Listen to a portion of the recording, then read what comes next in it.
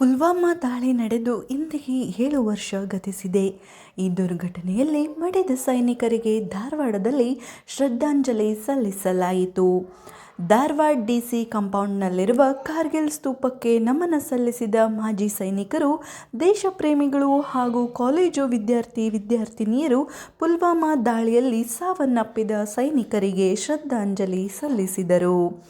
ಪುಲ್ವಾಮಾದಲ್ಲಿ ಸೈನಿಕರಿದ್ದ ವಾಹನದ ಮೇಲೆ ಆತ್ಮಾಹುತಿ ಬಾಂಬ್ ದಾಳಿ ನಡೆಸಿ 40 ಯೋಧರನ್ನು ಭಯೋತ್ಪಾದಕರು ಬಲಿ ಪಡೆದರು. ಈ ದಿನ ಭಾರತಕ್ಕೆ ಕರಾಳ ದಿನವಾಗಿದೆ.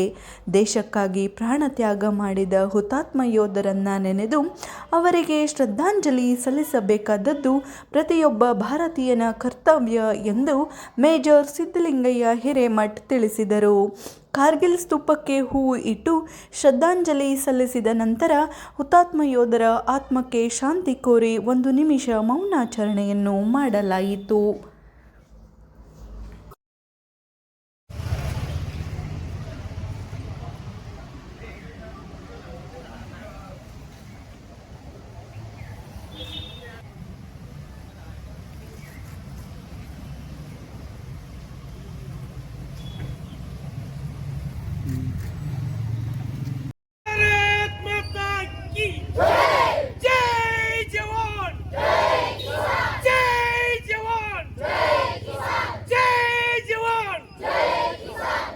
ಭಯೋತ್ಪಾದಕ ಸಂಘಟನೆ ಜೈಷ್ ಇ ಮೊಹಮ್ಮದ್ ಅಂತ ಅದರದ್ದು ಒಂದು ಸದಸ್ಯ ಆದಿಲ್ ಧರ್ ಅಂತ 21 ವರ್ಷ ವಯಸ್ಸು.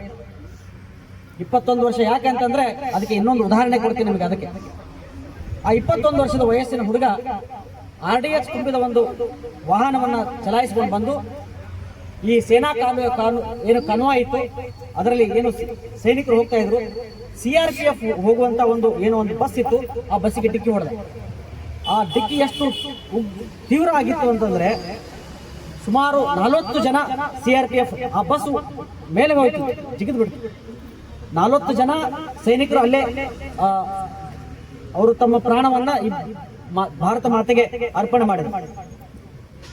130 ಕೋಟಿ ಜನಸಂಖ್ಯೆ ಇರುವ ನಮ್ಮ ಭಾರತ ದೇಶವನ್ನ ಒಂದು ಯಾವುದೋ ಉಗ್ರ ಸಂಘಟನೆ ಕೆಣಕ್ತು.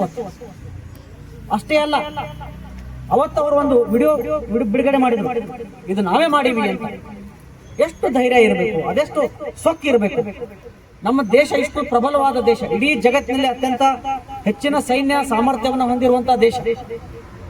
ಇಂಥ ದೇಶವನ್ನ ಕೆಣಕುವಂತ ಧೈರ್ಯ ಅದು ಹೆಂಗೆ ಮಾಡ್ಲಿಕ್ಕೆ ಸಾಧ್ಯ ಆಗುತ್ತೆ? ಅದು ಯಾಕೆ ಅಂತಂದ್ರೆ ಅವ್ರು ಕೂಡ ಇನ್ನೊಂದು ಅವರಿಗೆ ಆಶ್ರಯ ಕೊಡುವಂತ ಒಂದು ದೇಶ ಇದೆ ಪಕ್ಕ, ಪಾಕಿಸ್ತಾನ. ಅವ್ರು ಯಾವಾಗ್ಲೂ ಇದು ಬಹಳ ಹಳೇದಿದೆ ಸಂಘರ್ಷ. 1947 ಪ್ರಾರಂಭ ಆಗಿದೆ. ಯಾವಾಗ ಭಾರತ ವಿಭಜನೆ ಆಯಿತು ಅವಾಗಿಂದ ಅವರಿಗೆ ನಮ್ಮ ಮೇಲೆ ಒಂದು ಉಗ್ರ ದೃಷ್ಟಿ ಇದೆ.